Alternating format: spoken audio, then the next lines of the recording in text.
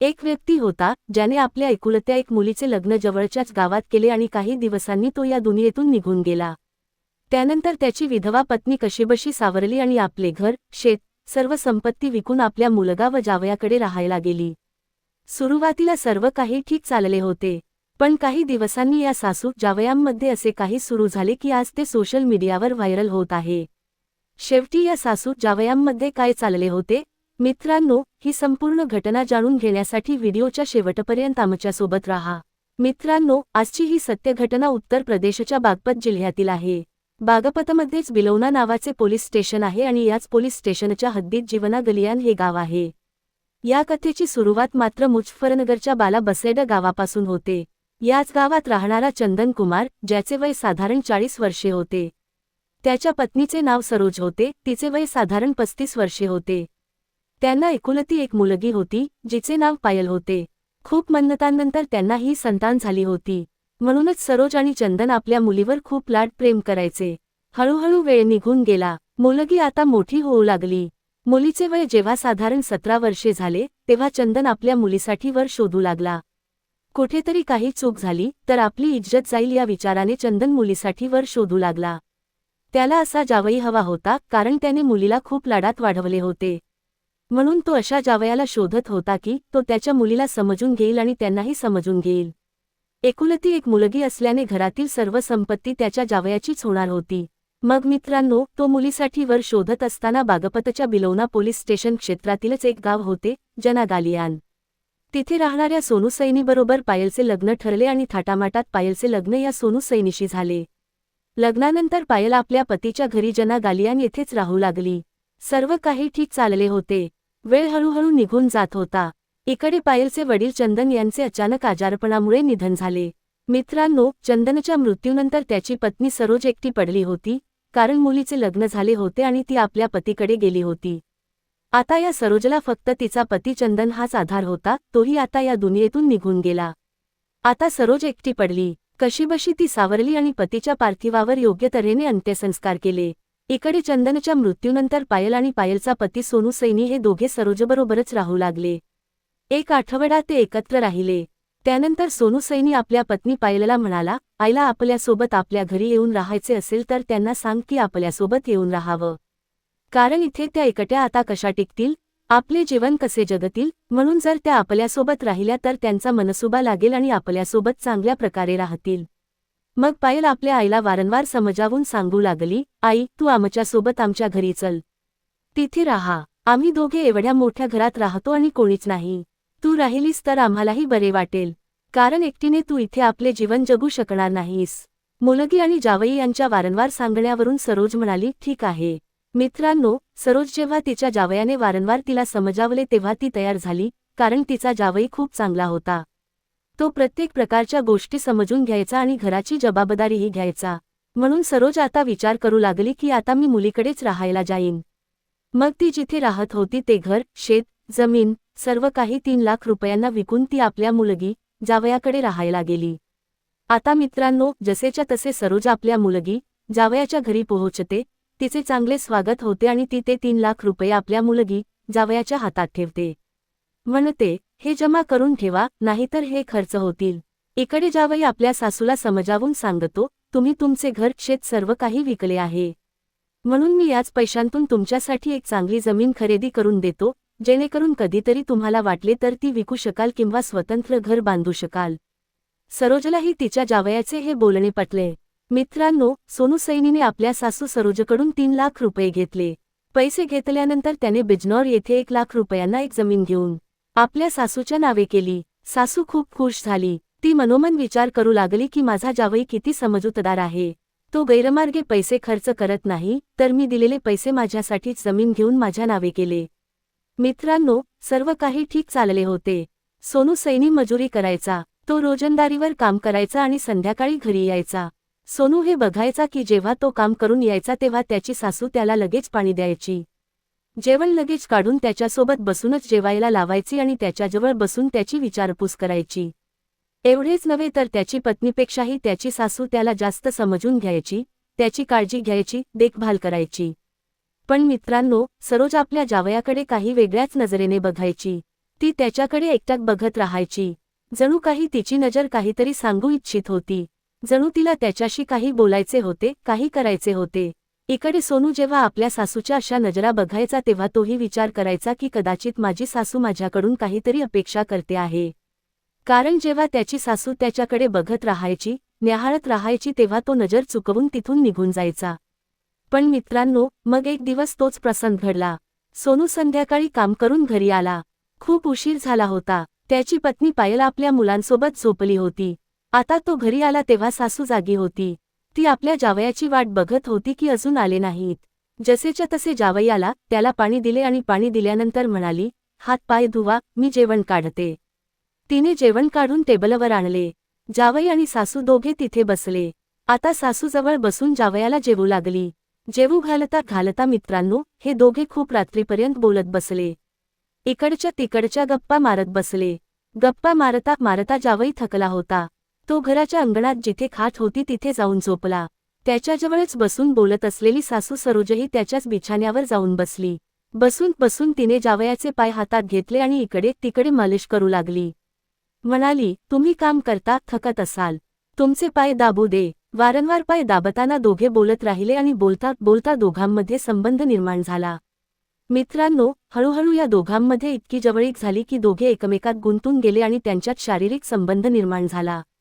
दुसऱ्या दिवशी सकाळी जावई सोनू खूप पश्चात्ताप करू लागला, डोक्याला हात लावू लागला आणि सासूकडे जाऊन म्हणाला, आपण खूप मोठी चूक केली. मी असे करायला नको होते. तुम्ही माझ्या आईसमान आहात. यावर त्याची सासू सरोजने त्याचे तोंड बंद केले आणि म्हणाली, बघ बेटा, जे झाले ते झाले. पण तू माझ्यासोबत जे केलेस ते मला आवडले आणि मला हेच हवे होते. कारण नवरा गेल्यानंतर मी एकटीच राहते, तडफडते, मलाही एकटेपणा जाणवतो. म्हणून तू जे केलेस ते चांगले केलेस. आता याबद्दल तू कसलाही गैरसमज मनात ठेवू नकोस. आणि माझी इच्छा आहे की तू नेहमीच माझ्यासोबत असेच करावेस. मित्रांनो, जेव्हा सरोज आपल्या जावयाला असे सांगू लागली तेव्हा तोही तयार झाला आणि तिथून या दोघांमध्ये हे नाते सुरू झाले. आता सरोज आणि सोनूमध्ये रात्री, दिवसा, जेव्हा संधी मिळेल तेव्हा ते संबंध बनवू लागले. हळूहळू वेळ निघून जात होता. मित्रांनो, म्हणतात ना की चोर किती दिवस चोरी करेल, एक ना एक दिवस चोर पकडला जातो. याच ओघात सरोज आणि सोनूमध्ये खूप गाढ जवळीक झाली होती. आता रात्र झाली की सरोजला आपल्या जावयाशिवाय राहवत नसे. म्हणून ते बहुतांश रात्री संबंध बनवत असत. एके दिवशी मित्रांनो, पायल आपल्या पती सोनूसोबत झोपली होती. अर्ध्या रात्रीची वेळ होती. सोनू पत्नी पायलच्या जवळून उठून आपल्या सासूच्या खोलीत गेला आणि दोघे भेटले, मग दोघे संबंध बनवू लागले. इकडे पायलची अचानक झोप मोडली आणि तिने पाहिले की पती तर तिच्या बिछाण्यात नाही. मग ती उठली, दिवा लावला आणि इकडे तिकडे पतीला शोधू लागली. मित्रांनो, तिने घरभर पाहिले पण पती दिसेना. मग ती आपल्या आईच्या खोलीकडे गेली आणि तिथे जाऊन दारापाशी जसेच्या तसे उभी राहिली, तेव्हा त्या दृश्याने ती स्तब्ध झाली. या लोकांनी दारही बंद केले नव्हते. दार उघडे होते. त्यांना वाटले, रात्री कोण येणार? पायल तर रात्री उठतच नाही. म्हणून त्यांनी दार बंद केले नव्हते. आता मित्रांनो, पायलची आई सरोज तिच्याच नवऱ्यासोबत नग्न अवस्थेत गुंतलेली होती, संबंध बनवत होती. पायल हे सगळं दारातून बघत होती आणि तिची आई ओरडत होती. मग तिने आपल्या पतीला हाक मारली आणि म्हणाली, हे काय करताय तुम्ही लोक? मित्रांनो, पतीने समोर पत्नीला पाहताच तो घाबरला. घाबरून तो तिथून उठला आणि सरळ घराबाहेर पळाला. पायल आपल्या आईला शिव्या द्यायला लागली, आई, तू माझं घर उद्ध्वस्त करत आहेस. आम्ही तुला इथे राहायला बोलावलं पण तू माझ्या नवऱ्यालाच आपलासा केलास. पायल वारंवार आईला शिव्या देत होती, तू आई असून असे करतेस? तुला याची लाज वाटत नाही? मग सरोज आपल्या मुलीला समजावून सांगू लागली, बेटी, हे सगळं माझंच चुकलं. जावयाचा यात काही दोष नाही. जे केलं ते मीच केलं. कारण तुला माहिती आहेच की तुझे वडील गेल्यापासून मी एकटी राहू लागले होते. तुम्हीच मला आधार दिला आणि तुम्हीच माझं घर, शेत विकून मला इथे राहायला बोलावलं. आता जावई किती माझी इज्जत करतात. माझ्या प्रत्येक गरजा पूर्ण करतात. आणि याच कारणामुळे मी स्वतः जावयाकडे माझ्या गरजा पूर्ण करण्यास सांगितलं. म्हणून बेटी, हे जे तू पाहिलंस याबद्दल तू कोणाला सांगू नकोस. कारण ही घरची बाब आहे. घरातच राहू दे. माझ्या गरजा पूर्ण होत राहतील आणि तुझ्यासोबत मीही माझं जीवन आनंदात जगेन. मित्रांनो, ती आपल्या मुलीची समजूत काढत होती. तिला छान समजावत होती, बेटी, मी बाहेर गेले, बाहेर असे केले तर लोकांसमोर बदनामी होईल, वाईट होईल आणि ही घरच बाब आहे. तुझा नवरा आहे की किती चांगला आहे आणि प्रत्येक प्रकारच्या गरजा पूर्ण करतो. घरात कशाचीही कमी राहू देत नाही आणि तुम्ही मला किती चांगल्या प्रकारे ठेवलं. आता हे माझ्यासोबत जे घडतंय हेही माझी गरज पूर्ण करू दे. तुझाच नवरा आहे, मी तुझी आई आहे. माझ्यासोबत हे करेल तर काय बिघडलं? कोणाला कळणार? फक्त आपल्यालाच माहिती आहे. मित्रांनो, मुलीची चांगली समजूत काढली की बाहेर सांगितलं तर बदनामी होईल. लोक तुझ्याबद्दल, माझ्याबद्दल काय विचार करतील? म्हणून मुलगीही समजून गेली की आई एकटी आहे. तिचे वय किती आहे आणि तिचे वडील तर खूप वर्षांपूर्वी गेले. म्हणून जर आई दुसऱ्यासोबत असे करेल तर बदनामी होईल. म्हणून जर हे घरातच केले तर कोणाला कळणार नाही. मित्रांनो, मुलगी पायल आईच्या बोलण्याशी सहमत झाली आणि म्हणाली, ठीक आहे आई, आता तुला जे करायचंय ते कर. मी नाही मनाई करणार. तिने आपल्या पतीलाही समजावले, ठीक आहे, आईच्या गरजा पूर्ण करून दे. मला काही वावगं वाटत नाही. आता मित्रांनो, सोनूची पत्नीही जाणून झाली होती, सासूही जाणून झाली होती. आता हे तिघे एक झाले होते. आता त्याच्यासोबत जिच्यासोबत मन करेल, दिवसा रात्री, जिच्यासोबत जेव्हा मन करेल तेव्हा तो संबंध बनवू लागला. अशा प्रकारे आता या लोकांचं कुटुंब खूप आनंदात जाऊ लागलं. नोव्हेंबर 2025 मध्ये सोनूला काही पैशांची गरज भासली. पैशांची इतकी गरज भासली की तो इकडे तिकडे कर्ज मागू लागला पण त्याला कुठेही कर्ज मिळाले नाही. तेव्हा त्याने आपल्या पत्नीला सांगितले की त्याच्या वडिलांनी काही वर्षांपूर्वी कर्ज घेतले होते. त्यावर खूप व्याज झाले आहे आणि घरच्या कर्जामुळे तो कर्ज फेडू शकत नव्हता. म्हणून त्या कर्जदाराने सांगितले की पैसे मिळाले नाहीत तर तो आमचं घर घेईल आणि आम्हाला घराबाहेर काढेल. पत्नीही त्रस्त झाली. मग सोनू म्हणाला, तू सांगितलंस तर तुझ्या आईची जी मी जमीन खरेदी करून दिली होती ती आपण विकूया. कारण काही वर्षांत तिची किंमत 3 लाखावरून 20 लाख रुपये झाली आहे. म्हणून ती जमीन विकून मग दुसरी जमीन घेऊ आणि जास्तीचे पैसे खर्चासाठी वापरू, कर्ज फेडू. हाच प्रस्ताव त्याने आपल्या सासूला दिला. सासूजी, ही जमीन विकून टाका. तुमच्या जमिनीची किंमत दुप्पट झाली आहे. मला काही पैशांची गरज आहे. त्या पैशांतून मी माझे कर्ज फेडेन आणि मी तुमच्यासाठी पुन्हा 1 लाख रुपयांची जमीन घेईन. आणि 5 लाख रुपये तुम्ही अकाउंटमध्ये ठेवा, 5 लाख रुपये मला दे. माझे कर्ज संपेल आणि आपण पुन्हा आनंदात राहू. पण सासूने लगेच नकार दिला. ती म्हणाली, मी ती जमीन विकणार नाही. सासूने स्पष्ट सांगितले, ती जमीन जेव्हा 3 लाखवरून 20 लाख रुपयांची झाली आहे, ती अशीच होऊन राहिली तर 30 लाख, 50 लाख रुपयांचीही होऊ शकते. म्हणून मी ती आता विकणार नाही. भविष्यात विकू, जेणेकरून चांगले पैसे मिळतील आणि मग आपण छान घर बांधू आणि त्या पैशांतून जीवन जगू. म्हणून मी माझ्या म्हातारपणासाठी ही जमीन तेव्हाच विकेन जेणेकरून मी बसून खाऊ शकेन. सरोजने आपल्या जावयाला स्पष्ट सांगितले, तुम्ही या जमिनीच्या मागे लागू नका. मी ही कधीही विकणार नाही. आता जावई त्रस्त झाला. पत्नी पायललाही सांगितले. पायलनेही आईला समजावले पण ती काही ऐकेना. आता सोनू रोज कुरकुर करत जाऊ लागला. शेवटी तो काय करणार? मित्रांनो, आता सोनूला काहीच सुचेना की हे कर्जाचे पैसे कुठून भरायचे. याच विचारात तो दारू प्यायला लागला आणि दारूचा आदी होत गेला. मित्रांनो, नोव्हेंबर 2025 मध्ये पायल सकाळी उठली आणि आपल्या पतीच्या खोलीत गेली. तिने पाहिले की तिचा पती पंख्याला गळफास घेऊन लटकलेला आहे. हे दृश्य पाहून पायल तिथे छाती पिटू लागली, रडू लागली. तिचा आवाज ऐकून तिची आई धावत आली. तिनेही पाहिले की तिचा जावई सोनू याने गळफास घेतला आहे. यांचा आवाज ऐकून शेजारी पाजारचे लोक धावत आले आणि घरात गेल्यावर पाहिले की सोनूने गळफास घेतला आहे. मग शेजाऱ्यांनी विचारले की अखेर याने गळफास का घेतला, काय झाले? तेव्हा पायल सांगते, काही बोलणं चिचणं झालं नाही, ना कोणतं भांडण झालं. मला काहीच माहिती नाही की अखेर त्यांनी असं का केलं. आता मी कुठे जाणार? माझी 3 मुलं आहेत. मित्रांनो, ती छाती पिटून पिटून रडू लागली. शेजाऱ्यांनी तिला दिलासा दिला की तुझी 3 मुलं आहेत. एकटी स्त्री आता अशी आपले जीवन कसे जगेल? आपल्या मुलांचे संगोपन कसे करेल? पायल आणि तिची आई सरोज ही दोघे छाती पिटून पिटून रडत होती. आणि रडून झाल्यावर त्यांनी मृतदेह खाली उतरवला. मित्रांनो, गावाबाहेर नेऊन सोनूच्या पार्थिवावर अंत्यसंस्कार करण्यात आले. अंत्यसंस्कार केल्यानंतर संध्याकाळी सर्व आपापल्या घरी गेले. गावात तऱ्हेतऱ्हेच्या चर्चा सुरू झाल्या की अखेर हा काल सर्वांशी बोलत होता, बसत होता. अखेर याने गळफास कसा घेतला? पायल सांगते, काल तो आपल्या एका भावाला भेटायला गेला होता. कदाचित त्यांच्यात भांडण झालं असेल आणि त्याच रागात रात्री गळफास घेतला.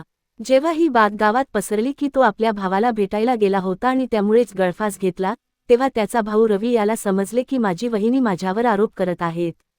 पण तो आता गावकऱ्यांना सांगतो, माझा भाऊ माझ्याकडे आला होता. आम्ही बसून चहा केला पण भांडण झालं नाही. माझी वहिनी माझ्यावर खोटे आरोप करते आहे. रवीला हे सहन झाले नाही कारण त्याने आपल्या भावाशी भांडण केले नव्हते. म्हणून मित्रांनो, तो बागपत पोलीस स्टेशनमध्ये पोहोचला आणि तिथे जाऊन पोलीस निरीक्षकांना संपूर्ण घटनाक्रम विस्ताराने सांगू लागला. साहेब, मी काही केलं नाही. माझी वहिनी माझ्यावर खोटे आरोप करते आहे की मी माझ्या भावाशी लढलो, म्हणून त्याने गळफास घेतला. मी कधीही माझ्या भावाशी भांडलो नाही, कारण मी माझ्या भावाची खूप इज्जत करतो. आणि माझ्या भावाने अचानक गळफास का घेतला हे मला माहिती नाही. माझ्या भावाचे अंत्यसंस्कार माझ्या वहिनीने केले आणि मला कळले देखील नाही की माझ्या भावाचा मृत्यू कसा झाला. त्याने आपल्या वहिनीविरुद्धच तक्रार केली की, साहेब, तुम्ही हे पहा की माझ्या भावाचा मृत्यू कसा झाला. मित्रांनो, तक्रार मिळताच पोलीस हालचाली करू लागले. त्यांनी चौकशी सुरू केली आणि पायलशी बोलले की अखेर तुझ्या पतीचा मृत्यू कसा झाला. तेव्हा पायल पोलिसांनाही हेच सांगू लागली. साहेब, मला काही माहिती नाही. मी सकाळी त्यांच्या खोलीत गेले तर त्यांना पंख्याला लटकलेले पाहिले. मला काहीच माहिती नाही की अखेर त्यांनी गळफास कसा घेतला. ती पोलिसांना म्हणाली, साहेब, माझे जग उद्ध्वस्त झाले. मी एकटी कशी जगू, माझ्या मुलांचे संगोपन कसे करू. तेव्हा पोलिसांनी तिला विचारले, ही घटना घडली तेव्हा तुला पोलिसात कळवायला हवे होते. प्रेताचे पोस्टमार्टम झाले असते तर त्याचा मृत्यू कसा झाला हे कळले असते. आणि तू पोलिसांना न कळवता अंत्यसंस्कार का केलेस. तेव्हा पायल म्हणाली, साहेब, काय करू. मृत्यूनंतर त्याच्या शरीराचे मी काय करू शकणार होते, म्हणून मी अंत्यसंस्कार केले. मित्रांनो, ही स्त्री पोलिसांना असे सांगू लागली तेव्हा पोलिसांनी तिची आई सरोजलाही विचारले. गावातील शेजाऱ्यांचीही चौकशी केली. सोनूचा भाऊ रवी याचीही चौकशी केली. चौकशीत प्रत्येकाची निवेदने वेगवेगळी होती. म्हणून पोलिसांना सरोज आणि तिच्या मुलीवर संशय आला. त्यांना पोलीस स्टेशनमध्ये नेऊन वेगवेगळी चौकशी केली. चौकशीनंतर पोलिसांनी पायलकडे जाऊन सांगितले, बघ, जे सत्य आहे ते सांगून टाक. कारण तुझ्या आईने सगळं सत्य सांगितलं आहे. म्हणून तूही खोटं बोलू नकोस. जसं तुझ्या आईने सांगितलं तसं तूही बरोबर बोलून टाक. नाहीतर आमच्याकडे इतरही मार्ग आहेत. पोलिसांनी असे सांगितल्यावर पायल विचार करू लागली की कदाचित माझ्या आईने सगळं सांगितलं असेल तर मलाही सांगून टाकावं. नाहीतर पोलीस मला मारहाण करतील. याच भीतीपोटी पायलनेही पोलिसांना सगळं सांगितलं. ती सांगू लागली, साहेब, माझा पती सोनू माझ्या आई सरोजसोबतही संबंध ठेवायचा. जसा तो पत्नी म्हणून माझ्यासोबत सगळं करायचा, तसाच तो माझ्या आई सरोजसोबतही सगळं करायचा. आणि हे सगळं मी पाहत होते. माझ्या डोळ्यांसमोरच तो माझ्या आईसोबतही संबंध ठेवायचा. आम्ही तिघं खूप आनंदात होतो. एकमेकांची मदत करायचो. पण अचानक माझ्या पतीला पैशांची गरज भासू लागली आणि तो त्रस्त राहू लागला. पण मग माझ्या पतीला कळले की त्याने माझ्या आईसाठी खरेदी केलेली 3 लाख रुपयांची जमीन आता 20 लाख रुपयांची झाली आहे. म्हणून तो मला म्हणू लागला की आईला सांग की ही जमीन विकून टाक. ती आता 20 लाख रुपयांची झाली आहे. ती विकून टाक. विकल्यानंतर मला थोडे पैसे दे. मी माझी गरज पूर्ण करून घेईन आणि मी तुझ्या आईसाठी पुन्हा जमीन खरेदी करून देईन. हाच प्रस्ताव जेव्हा आम्ही आई सरोजला सांगितला तेव्हा ती म्हणाली की आमच्या जमिनीची किंमत 20 लाख झाली आहे. काही दिवसांनी 30 लाख, 50 लाख होईल. म्हणून ती जमीन विकू इच्छित नव्हती. माझ्या पतीला पैशांची गरज होती. तो वारंवार माझ्या आईवर दबाव आणत होता. पण आईने स्पष्ट नकार दिला की आता ती जमीन विकणार नाही. म्हणून माझ्या पतीने माझ्या आईसोबतचे संबंध बंद केले. माझी आई रोज माझ्या पतीसोबत संबंध ठेवायची. आणि जेव्हा एक आठवडा त्यांनी माझ्या आईसोबत संबंध ठेवले नाहीत तेव्हा ती खूप त्रस्त झाली. ती वारंवार त्यांना संबंध ठेवण्यास सांगू लागली. माझा पती माझ्यासोबतही संबंध ठेवू नका म्हणू लागला. आम्ही आई मुलगी खूप त्रस्त झालो. मी माझ्या आईला समजावले की माझा पती खूप त्रस्त आहे. त्याला खूप पैशांची गरज आहे. तू जमीन विकून त्याला पैसे दे. आणि तू पुन्हा चांगली जमीन घेऊन ठेव. पण माझी आई मला समजावू लागली की बेटी, जेव्हा जमिनीची किंमत एवढी वाढली आहे, आता विकून काय करशील. तुझी मुलं आणखी मोठी झाली की जमीन विकू. जेणेकरून आपण चांगलं घर बांधू शकू. तुझ्या मुलांची लग्न होतील आणि मी म्हातारपणासाठी थोडे पैसे ठेवू शकेन. म्हणून मी जमीन विकणार नाही. माझी आई मला समजावते आहे, समजूतदारपणे सांगते आहे की अजून जमीन विकू नकोस. तुझ्या पतीला सांग की कर्ज घेतलं असेल तर जाऊन फेड. आम्ही तर कर्ज घेतलेलं नाही. पण माझा पती वारंवार रोज घरात दबाव आणू लागला, भांडण करू लागला की जमीन विकायची आहेच. त्याला पैसे कुठेच मिळत नव्हते. आणि सरोजचे म्हणणे होते की जमीन विकायची नाही म्हणजे विकायची नाही. यामुळे जेव्हा सोनू आपल्या पत्नी आणि सासूशी रोज भांडण करू लागला तेव्हा एक दिवस पायल आणि सरोज या आई मुलीने योजना आखली की हा आपली जमीन विकायला लावेल आणि आत्ता आपण जमीन विकणार नाही. म्हणून असे करू की यालाच रस्त्यावरून हटवू. मग आपण दोघी आई मुलगी ती जमीन विकून चांगलं जीवन जगू. मित्रांनो, या आई मुलीने सोनूच्या जेवणात झोपेच्या गोळ्या मिसळल्या. जेवण झाल्यावर तो खोलीत झोपी गेला. मग ऐक मुलीने त्याच्या गळ्यात दोरखंड अडकवला आणि त्याला पंख्याला लटकवले. त्याला झोपेच्या गोळ्यांचा ओव्हरडोस दिला होता. तो बेशुद्ध अवस्थेत होता, म्हणून या दोघींनी त्याला गळफास लटकवून मारले आणि सकाळी त्या आपापल्या खोलीत झोपायला गेल्या. सकाळी उठून त्या ओरडू लागल्या, छाती पिटू लागल्या की त्यांच्या पतीने आत्महत्या केली. मित्रांनो, जेव्हा पोलिसांनी हुशारीने पायलकडे विचारले आणि मग तिच्या आईकडे जाऊन सांगितले की तुझ्या मुलीने सगळं सांगितलं आहे, आता तू पण सांग, तेव्हा तिनेही संपूर्ण घटनाक्रम सांगितला. मग पोलिसांनी या ऐक मुलीविरुद्ध संबंधित कलमांतर्गत खटला दाखल करून त्यांना न्यायालयीन कोठडीत पाठवले. मित्रांनो, या महिलेची 3 मुले आता अनाथ झाली. पतीला या जाणीवपूर्वक मृत्यूच्या दाढीत ढकलले, कारण पती आपल्या पत्नीवर खूप प्रेम करायचा. पत्नीच्या सांगण्यावरूनच तो सासूच्या गरजाही पूर्ण करू लागला. सगळं काही या ऐक मुलीच्या इच्छेप्रमाणे चालले होते. पण तरीही, मित्रांनो, त्याला या दोघींनी मिळून मारले. आता त्याची 3 मुले अनाथ झाली. ऐक मुलगी तुरुंगात गेली. पती या दुनियेतून निघून गेला. ती मुले आता अनाथ झाली. ती आपल्या काकाकडे राहू लागली. मित्रांनो, अशा प्रकारची सत्य घटना सांगण्याचा उद्देश कोणाला त्रास देणे नाही किंवा कोणाच्या भावना दुखावणे नाही, तर समाजात घडत असलेल्या अशा घटनांबद्दल माहिती देणे, तुम्हाला जागरूक करणे, सतर्क करणे हा आहे. मित्रांनो, या ऐक मुलीबद्दल तुमचे काय मत आहे? तुमचे मत आम्हाला नक्की कळवा.